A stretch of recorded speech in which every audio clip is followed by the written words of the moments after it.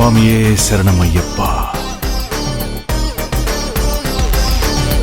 ఎంతైంది? 300 స్వామి. స్వామి శరణం. నేను వచ్చింది సన్నిధానం నుంచి కాదు, ఏపీఎస్ఆర్టీసీ బస్టాండ్ నుంచి.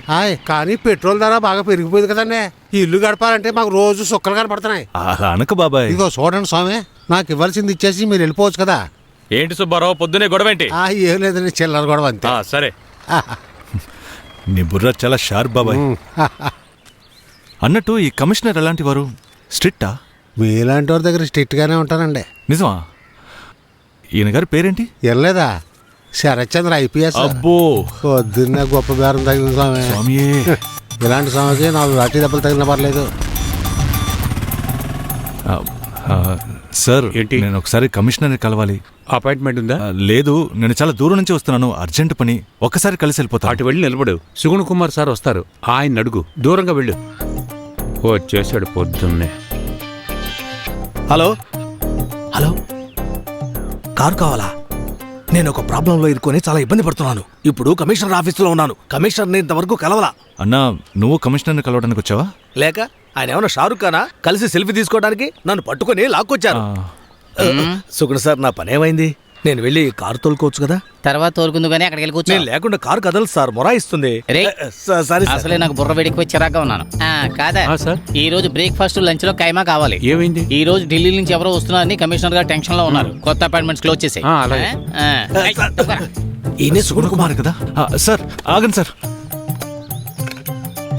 సార్ ప్రసాదం. స్వామి శరణం. అయ్యప్ప శరణం. ఏంటి విషయం? నేను కమిషనర్ గారిని కలవాలి. కుదరదు కానీ 4 రోజుల తర్వాత రా. సార్ మీరు అలా అనకండి, మీరు తలుచుకుంటే అవుతుంది. కమిషనర్ ని ఎందుకు కలవాలమ్మా? కొంచెం కాంప్లికేటెడ్ విషయం సార్. అలాగా అయితే 10 రోజుల తర్వాత రా. సార్ ఎలాగైనా కలవాలి ప్లీజ్. స్వామి, ఈ ప్రసాదం ఇచ్చి నాకు సోపు వెయ్యకు. ఇక్కడ ఏ విషయాన్నైనా డిసైడ్ చేసేది నేనే. ఎవరు కమిషనర్ ని కలవాలి, ఎవరు కలవకూడదు అని. అర్థమైందా? సార్ ప్లీజ్ సార్, ఎలాగైనా సరే.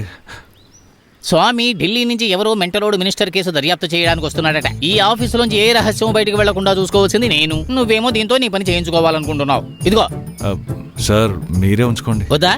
ఓకే, ప్రసాదం టేస్ట్ గా ఉంది. ఇలా రావయ్యా. చూడు, ఇక్కడ ఉన్న వాళ్ళంతా కమిషనర్ ని కలవడానికి వచ్చారు. ఆయనే వీళ్ళందరినీ పిలిపించారు. ఇందులో నువ్వొకడివి సందులో సుందరలాగా దూరుతావా? ఇంతమంది ఉన్నారా? ఎందుకు? అదెందుకు అడుగుతావులే. నేను ఒక టాక్సీ డ్రైవర్ని, మధ్యలో బ్రోకర్ పని కూడా చేస్తుంటా. అది నన్ను ఇలా ఇరికిస్తుందని అనుకోలేదు. మన మంత్రి చనిపోయిన కేసులో డాక్టర్ అజయ్ ని అరెస్ట్ చేశారు కదా, ఆయనకి ఇల్లు తీసిచ్చింది నేనే. మీరు ఇల్లు ఇప్పిస్తారా? అందుకే పోలీసులు పట్టుకొచ్చారు.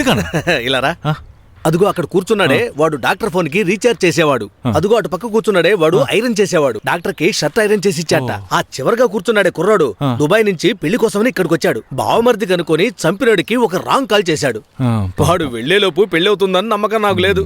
ఏంటి పేరు? వాడి పేరు నాకు తెలీదు. నీ పేరేంటని అడిగాను. నా పేరా? నా పేరు రమేష్. రమేష్, ఏ స్టాండ్ లో ఉంటావు? రైల్వే స్టేషన్ ముందున్న స్టాండ్ లో. ఏంటి సార్, ఎక్కడికైనా వెళ్ళాలా? వీళ్ళు వదులుతారన్న నమ్మకం లేదు సార్. అంటే నాకు రెంట్కి ఒక ఇల్లు కావాలి. ఏంటి? ఉండడానికి ఒక ఇల్లు. నువ్వు ఇప్పుడు శబరిమలకి వెళ్ళలేదా? అక్కడి నుంచే వస్తున్నాను. అయితే వచ్చిన దాన్నే వెళ్ళు. నేను బ్రోకర్ పని వదిలేశాను. అలా అనద్దు. అయితే వేరే విధంగా అంటాను. వెళ్ళవయ్యా వచ్చిన దాన్నే. అలా అనక్కు బ్రదర్. నేను మన రాజధాని ఢిల్లీ నుంచి వచ్చి నీ హెల్ప్ అడుగుతున్నాను. నువ్వు చేస్తావు నాకు తెలుసు. నువ్వు ఇంకేం అనద్దు. నువ్వు ఇల్లు ఇప్పిస్తున్నావు అంతే, ఇంకేం మాట్లాడద్దు. ఏయ్, ఢిల్లీ నుంచే కాదు, నువ్వు ఎక్కడి నుంచి వచ్చినా సరే ఇల్లు ఇప్పించను. ఎవరు ఢిల్లీ నుంచి వచ్చింది? ఇప్పుడు వచ్చేళ్ళాడే ఆసామి. స్వామి, ఆయన ఎవడిగాడు? మంత్రి గారిని చంపింది ఎవరు, కమిషనర్ గారు మిమ్మల్ని ఎందుకు పిలిపించారు, ఇలా సంబంధం లేని విషయాలు అడిగారు. అయ్యో, అయితే అప్పుడు అతనే సెంట్రల్.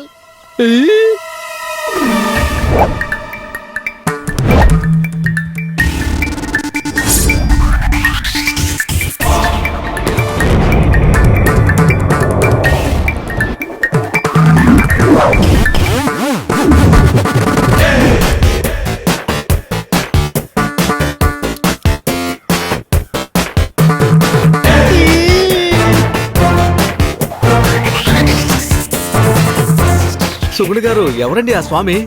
స్వామి కాదురా, మంత్రి హత్య కేసు దర్యాప్తు చేయడానికి వచ్చిన సిబిఐ ఆఫీసర్ రా. మారు వేషంలో వచ్చిన అధికారి రా. నా ఉద్యోగం గోవిందా. నా ఉద్యోగం పోతుంటే నువ్వు ఎందుకు ఏడుస్తున్నావు? సార్, మీకు ఉద్యోగమే పోతుంది, నాకు తలే పోతుంది సార్.